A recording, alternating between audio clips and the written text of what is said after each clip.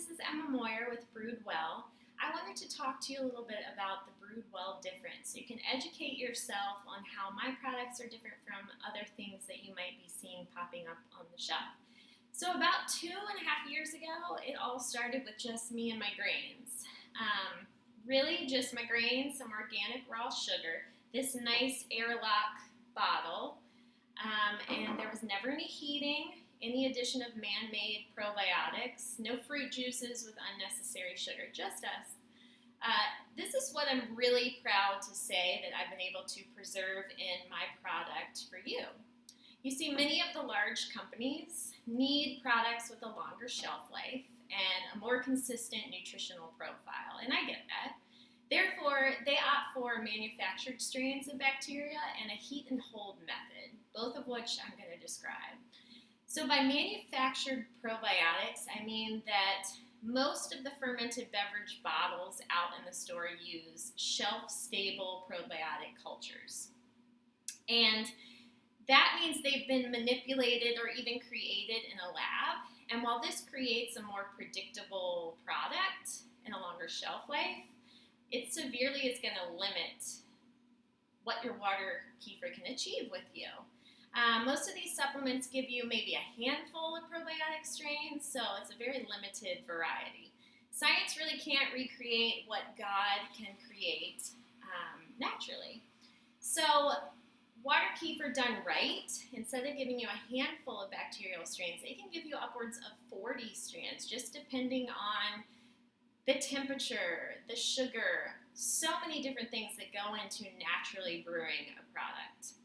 Another method these companies use is called the heat and hold method, and this ensures that the fermentation is going to stop when they bottle it and ship it to wherever it's going, which this is a good thing because if you've watched my other videos, you know that even in cold storage, water kefir will continue to slowly ferment, and that will build up your carbonation. And they don't want explosions happening. I totally get that.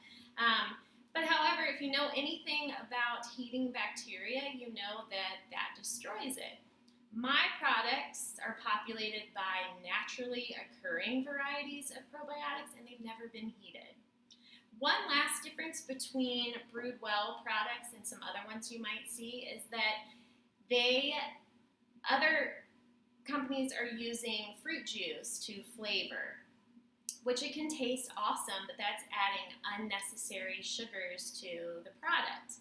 The reason they do this is because it takes less time.